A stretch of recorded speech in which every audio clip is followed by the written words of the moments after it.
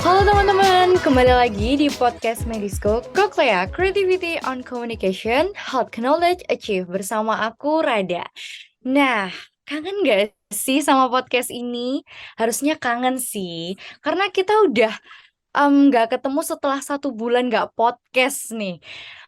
Sama nih, kayak kemarin aku baru aja jalan-jalan nih setelah lama banget nih udah nggak pergi gitu ya. Aku udah dapet refreshing gitu. Nah, sambil cerita-cerita dikit nih ya, waktu jalan-jalan kemarin ini, aku tuh dapat pengalaman yang kurang mengenakan gitu. Jadi aku tuh dapat di catcalling nih teman-teman. Dan yang aku tahu nih, catcalling itu kan termasuk kekerasan seksual gitu ya. Karena kan bisa menimbulkan rasa terhina dan rasa direndahkan gitu sebagai manusia. Menurut teman-teman gimana nih? Mungkin kalau teman-teman punya pendapat terkait dengan catcalling mungkin bisa aja kali ya berpendapat. Tapi daripada aku bertanya-tanya sendirian nih ya di sini dan kayak makin bingung gitu loh terkait dengan catcalling nih gimana sebenarnya gitu ya. Nah, langsung aja deh kita tanya dan minta dikupas secara tuntas nih sama bintang tamu kita yang pastinya udah ahli banget sih di bidangnya. Ya, pada hari ini kita udah bersama Dokter Sadia Wendra, spesialis kesehatan jiwa. Halo dokter, selamat malam dokter. Halo Rada, malam. Gimana dokter kabarnya? Baik? Baik, sehat Oke. luar biasa. Waduh, bersemangat banget nih. Aduh, jadi ikut semangat, jadi nggak sabar buat mengupas terkait dengan catcalling. Karena tadi di awal Rada udah cerita-cerita dikit nih dokter terkait dengan permasalahan catcalling. Dan mungkin dokter bisa menjelaskan sedikit sebenarnya bagaimana sih kekerasan seksual di Indonesia nih langsung nih dok. Ditanya gimana kekerasan seksual di Indonesia ini dokter. Oke, Rada, jadi kekerasan seksual apalagi yang apa Rada sebut tadi catcalling ya. Catcalling itu kan pelecehan seksual yang dilakukan di ini area publik ya, di area publik. Artinya di situ banyak sekali orang-orang bisa melihat atau yang merasakannya ya Rada ya. Terus yang namanya pelecehan seksual itu tidak selalu harus misalnya kalau dulu itu kan disebutnya kayak perkosaan atau apa belum tentu, tapi sekedar apa namanya orang pegang menyentuh gitu ya, atau dengan verbal saja itu sudah merupakan yang namanya pelecehan seksual juga yang mengarah ke apa namanya area-area yang apa sangat sensitif ya. Hanya verbal aja sudah termasuk pelecehan seksual juga ya. Kemudian ada menyentuh, megang, apalagi sampai membuat yang dikenai itu sampai menangis atau merasa menderita sekali. Gitu Rada. Dan di Indonesia ini sudah cukup banyak ya. Jadi mulai dari yang orang bilang kecil sampai yang besar gitu. Nah, baik dokter. Berarti istilahnya tidak memandang siapapun gitu ya, dokter. Baik, Iya, eh, tidak memandang siapapun. ha-ha. Baik cewek, cowok, ataupun Iya, dari segala usia gitu ya, dokter iya ya. betul, Rada. Nah, baik dokter. Karena tadi dikatakan tidak memandang. Nah, tapi sering kali nih dokter yang terjadi yang menjadi sasaran kekerasan seksualnya adalah wanita, dokter. Nah, apakah hanya wanita yang mengalami kekerasan seksual, dokter, atau bisa semuanya, dokter? Ya, memang kalau yang nampak di kabar-kabar, di berita-berita itu kan wanita ya, Rada ya. Tetapi jangan lupa juga ada yang namanya kekerasan pelecehan seksual misalnya yang terjadi pada anak-anak di bawah umur. Jadi tidak hanya pada wanita saja, tetapi juga bisa terjadi pada anak-anak di bawah umur juga bisa. Ya, kalau anak-anak di bawah umur ini bisa juga pada baik laki-laki maupun wanita juga. Begitu, Rada. Baik, berarti sama seperti tadi ya dokter ya, tidak kenal siapapun bisa Iya. kena terhadap kekerasan seksual. Nah, untuk selanjutnya nih dokter, em, kan banyak komentar netizen nih dokter yang mengatakan Hmm. bahwa em, mereka itu kena kekerasan seksual ya karena emang Hmm. pakaiannya memancing gitu. Jadi pakai Hmm. bajunya itu Ya. kayak wah dia emang kena catcalling ya karena emang mengundang gitu. Nah, Hmm. eh, apakah pakaian korban ini juga berpengaruh dokter terhadap kekerasan kasus pelecehan seksual ini dokter? Oke, ini pertanyaan bagus sekali. Pakaian korban ya, itu adalah salah satu di antaranya, termasuk salah satu di antaranya yang bisa mengundang pelecehan seksual. Akan tetapi bukan hanya pakaian saja yang dari si korban, kalau memang ada niatan dari si pelaku di depannya dia pun tidak ada yang berpakaian seperti itu, dia juga bisa saja melakukan itu, Rada. Oke, berarti bisa dikatakan juga termasuk jadi faktornya gitu ya dokter. Iya. Nah, baik dokter, untuk selanjutnya nih, em, tadi kan dokter mengatakan kekerasan seksual ini juga bisa menyebabkan dampak yang negatif pada si korban ya, sampai menangis Mm, ataupun mm. bisalah dikatakan trauma gitu ya Iya, dokter. iya Nah, betul. untuk kasus pelecehan seksual ini kan pastinya dong memberikan dampak negatif. Nah, Iya. lalu bagaimana agar bisa pulih dari trauma yang diberikan si pelaku gitu? Itu kan pasti sungguh memberikan bekas yang sangat dalam gitu ya, dokter ya? Oke. Untuk menghilangkan traumanya ya pada saat setelah kejadian begitu memang rata-rata mereka tidak bisa mengungkapkan secara langsung ya, dan itu akan tersimpan di dalam memori karena ini amigdala kita itu kan sifatnya dia akan menyimpan memorinya ya. Kemudian cara-caranya adalah pertama diberikan kepercayaan dulu, ketenangan, kemudian diberikan kesempatan untuk mengungkapkan ya, mengungkapkan bagaimana perasaan dia seperti itu saat itu seperti apa. Nah, setelah itu setelah dia mengungkapkan semua, maka kita katakan bahwa memang tidak seorang pun menginginkan hal itu terjadi ya, tetapi apa yang terjadi kita juga tidak tahu, itu semua di luar kehendak kita. Nah, yang penting saat ini adalah, nah dia sebagai apa? Misal dia seorang mahasiswa, dia seorang pelajar. Nah, maka yang dibutuhkan sekarang pada dia adalah yang penting lakukan apa yang sedang dia tekuni saat ini. Alihkan dengan hal-hal yang positif yang sedang dia tekuni. Karena bagaimanapun juga dia harus tetap berjalan, tidak mengingat-ingat sesuatu yang sangat menyakitkan tadi. Nah, kemudian juga setelah dia sudah bisa begitu, dari sisi yang lainnya juga katakan bahwa dengan ini mungkin akan bisa lebih berhati-hati lagi itu dimanapun dia berada. Baik dokter, tadi sudah diberikan banyak cara treatmentnya ya dokter ya, terkait dengan korban pelaku kekerasan seksual. Nah, untuk selanjutnya dokter, apakah tadi kan sudah treatmentnya apabila sudah terjadi gitu ya dokter. Nah, Ya. untuk mencegahnya gitu dokter, mungkin salah satu caranya adalah penyuluhan gitu ya dokter. Apakah Ya. penyuluhan ini sudah efektif dokter dalam menangani kasus kekerasan seksual yang mungkin sekarang itu marak terjadi gitu dokter? Ya, penyuluhan harus tetap dilakukan ya. Penyuluhan dimulai dari tingkat sekolah yang paling dasar.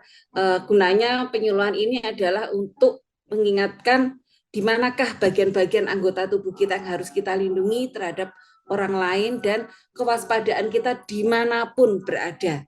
Saya katakan dimanapun berada karena ternyata kan yang marak justru di tempat-tempat publik ya, dimana kalau misalnya kita lagi pergi, kita mikirnya waduh punya tidur, kita tidur aja gitu tanpa kita memperlihatkan apa namanya keamanan itu. Nah, kemudian terjadilah seperti itu ya, yang ya barusan ya kita menyebut di salah satu alat moda transportasi. Nah, dengan penyuluhan itu akan mengingatkan, waduh iya aku harus begini, apa nih yang harus ku lindungi, pakai selimut kah, atau pakai jaket kah atau apa. Jadi supaya untuk mengingatkan terus begitu, Rada. Baik dokter. Eh, untuk selanjutnya, apakah pelaku kekerasan seksual ini juga termasuk orang yang terganggu dokter kejiwaannya dokter? Oke. Pelaku kekerasan seksual ini tentunya ada, misalnya seperti ada suatu pikiran yang berulang-ulang yang sangat mendesak di dalam pikirannya tadi, ada sebuah pikiran obsesi. Jika dia tidak melakukannya, maka tidak enak pada dirinya, tidak nyaman.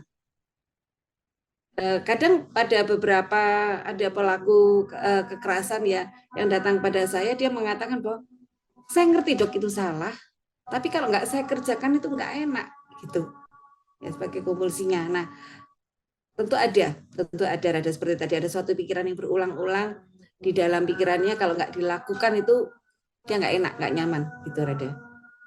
Baik dokter. Lalu kira-kira faktor yang menyebabkan tadi pelaku itu berani melakukan kekerasan seksual itu apa ya dokter? Oke, tentunya dia akan mencari atau melihat orang yang tidak dia kenal, ya, ada pertama. Kemudian yang kedua adalah ini kesempatan-kesempatan yang ada, kesempatan-kesempatan yang bisa memungkinkan dia melakukan itu tadi. Makanya saya katakan bahwa harus selalu waspada, harus selalu hati-hati supaya tidak ada kesempatan-kesempatan. Kesempatan-kesempatan itu termasuk misalnya pakaian yang apa namanya cukup terbuka, tinggal colek atau bagaimana contohnya ya, atau juga posisi kita. Jadi itu tadi ada dua tadi. Jadi apa namanya, dia melihat kesempatannya, dia memilih orang yang tidak dia kenal tadi. Baik dokter, tadi sudah dikupas terkait dengan kekerasan seksual ya dokter ya. Lebih dalam, jadi Rada lebih paham nih. Hmm. Untuk selanjutnya nih dokter, em, Hmm. bagaimana nih biar pelecehan seksual yang marak Hmm. terjadi pada masyarakat ini, kita tahu nih dokter sifat-sifatnya. Jadi kayak kalau seumpama nih kita udah mengerti, oh ini tuh menjurusnya bakal ke arah sini. Jadi kita bisa melakukan pencegahan. Mungkin sifat-sifatnya itu bagaimana yang harus diwaspadai gitu. Oke, jika itu terjadi di area publik ya, jangan malu, jangan takut untuk minta tolong, untuk berteriak. Ya, jadi harus keras, jangan takut. Anda lakukan lagi, saya teriak. Tapi langsung laporkan juga, seperti itu. Ya, jadi jangan ada ketakutan. Orang-orang seperti ini kalau kamu nangis gitu puas dia. Jadi kalau misalnya kamu berani, nah kepuasan yang dia cari hilang. Itu ada ya, itu. Baik dokter. Nah, baik dokter. Untuk selanjutnya tadi udah dibahas terkait dengan cara pencegahannya, lalu treatmentnya dokter. Nah, untuk selanjutnya ini karena rada apa ya, masih dalam dunia lingkungan perguruan tinggi ya dokter, dan juga mungkin teman-teman dari podcast Koklea ini juga salah satu dari teman mahasiswa atau mahasiswi dokter. Nah, mungkin tidak apa ya, sering kita dengar terkait dengan kekerasan seksual yang terjadi di dunia perguruan tinggi. Nah, kemanakah mahasiswa ini bisa melapor dokter terkait dengan kekerasan seksual ini dokter? Oke, tiap fakultas mereka memiliki jalur sendiri-sendiri ya. Tapi kalau yang di tempat kita, kita ada di situ pertama kali dilaporkan itu adalah ke unit bimbingan konseling. Ya, di situ ada, bisa dilaporkan baik itu penanganannya secara psikologisnya untuk si korban maupun misalnya untuk kejadiannya bisa dilaporkan kepada ya pertama mungkin dosen walingnya ya, seperti itu Rada. Nah nanti dari dosen walinya dia akan melapor kepada untuk pelakunya ya, mungkin akan melaporkan ke jenjang dekanat yang lebih tinggi lagi begitu. Baik dokter, terima kasih. Untuk selanjutnya nih, kan tadi di dalam dunia lingkup perguruan tinggi ya dokter. Lalu kalau untuk yang dalam umum nih bagaimana dokter? Kalau seumpama eh, anak kecil di bawah umur atau bagaimana untuk jenjang pelaporannya itu bagaimana dokter? Oke, ya, di mana nih, di lingkungan sekolah atau di luar lingkungan sekolah ya? Iya dokter, untuk di luar lingkungan Kalau di sekolah. luar lingkungan sekolah, laporkan pada institusi terkait ketika kejadian itu terjadi, ya. Dan jangan takut untuk melaporkan. Dengan takut kita semakin melindungi si pelaku, seperti itu, ya. Jadi laporkan di tempat di mana kejadian itu terjadi. Misal lagi di mall nih, lagi di mall ya hubungi ini keamanan di mall, laporkan kejadiannya adalah di sini seperti ini pada saat jam seperti ini, seperti itu. Atau di tempat yang lain-lainnya segera laporkan. Di dalam bis misalnya, di dalam bis yang ada di situ yang apa namanya paling tinggi adalah supir ya, supirnya laporkan, atau kondekturnya juga laporkan. Jangan takut, ya. Baik, berarti Soalnya ya intinya waktu kuliah itu apa rada dulu apa waktu ujian mau di Malang di Unbra itu begitu juga. Nah, ada kejadian di dalam bis, ada yang mengalami seperti itu, dia teriak ke supervisnya, dihentikan, langsung diturunkan. Nah, tapi kalau ketakutan, sibuk dengan perasaan-perasaannya tadi yang apa gemetar gini segala macam karena kejadian ya itu namanya kita akan membiarkan orang tadi, ya. Dengan dilaporkan itu langsung diturunkan, itu waktu itu saya lihat itu ya. Itu ya, ada.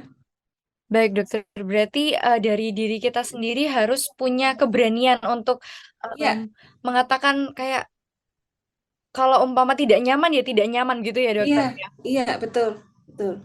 Baik. Untuk selanjutnya nih dokter, kekerasan seksual ini kan menyebabkan tadi dikatakan korban tuh merasa direndahkan derajatnya sebagai manusia gitu ya dokter ya. Nah, kalau seumpama nih dokter dalam case ini si korbannya ini tidak merasa dia dikenakan kekerasan seksual gitu. Lalu apakah pelaku ini termasuk melakukan kekerasan seksual atau tidak dokter? Tidak bisa. Kalau si korban tidak merasa berarti kan nggak ada korban. Ya, artinya itu berarti tidak terjadi pelecehan seksual walaupun misalnya orang lain melihat, ya. Tapi orang lain ini kan nggak bisa mengatakan seperti itu, nggak bisa. Selama tidak ada korban, selama tidak ada yang merasakan menjadi, maka tidak bisa dikatakan. Baik, berarti harus dari si korbannya sendiri gitu ya, dokter ya? Iya, merasakan dan melapor, ya. Baik, dokter. Nah, Hmm, dokter untuk selanjutnya mungkin dokter ada pesan terkait dengan kekerasan seksual ini bagi teman-teman pendengar dari podcast Koklea ini mungkin dokter, biar kita nih sebagai masyarakat itu lebih aware karena kan tanpa kita sadari itu kayak kekerasan seksualnya udah di depan mata, cuman kita nih masih kurang aware dan kayak ah udahlah biasa kayak gitu dokter. Mungkin bisa diberikan pesannya dokter kepada kami. ya, ada. Pesan saya pertama untuk pelaku ya, mungkin kalau yang ada yang dengar, Baik dokter. ini adalah suatu bentuk gangguan, ya.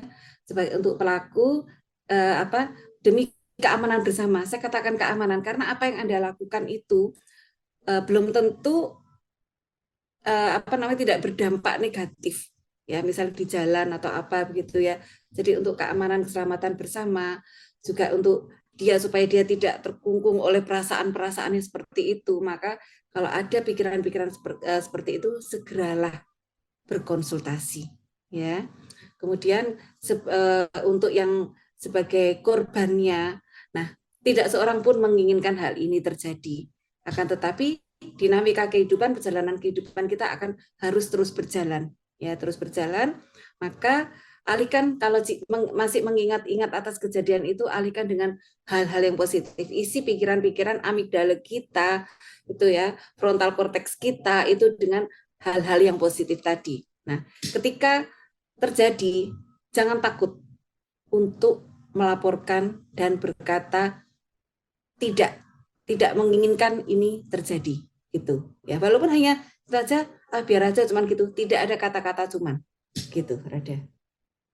Oke, terima kasih dokter. Tidak ada kata-kata cuman gitu ya dokter. Harus berani bilang tidak ketika kita sedang Iya, tidak nyaman. Baik, iya, terima kasih banyak nih dokter Sadia sudah memberikan kita pengetahuan terkait mulai dari apa sih kekerasan seksual itu sampai treatmentnya, terus cara sampai pesan-kesannya tadi. Terima kasih banyak ya dokter. Sebelumnya nggak kerasa nih dokter kalau waktunya sudah habis. Saya mengucapkan terima kasih kembali sama dokter Sadia yang sudah oke, bersedia Rada. nih sharing sama kita semua terkait dengan kekerasan seksual, dokter. Untuk selanjutnya saya juga mau ngucapin terima kasih banyak buat pendengar podcast kita yang sudah mendengarkan podcast ini dari awal sampai akhir. Semoga nih apa yang disampaikan oleh Dokter Sadia pastinya bisa bermanfaat banget buat kita semua dan teman-teman. Untuk selanjutnya teman-teman jangan lupa untuk selalu stay tune ya buat podcast kita selanjutnya dan jangan sampai ketinggalan episode-episode podcast terbaru dari kita. Sampai jumpa, bye-bye.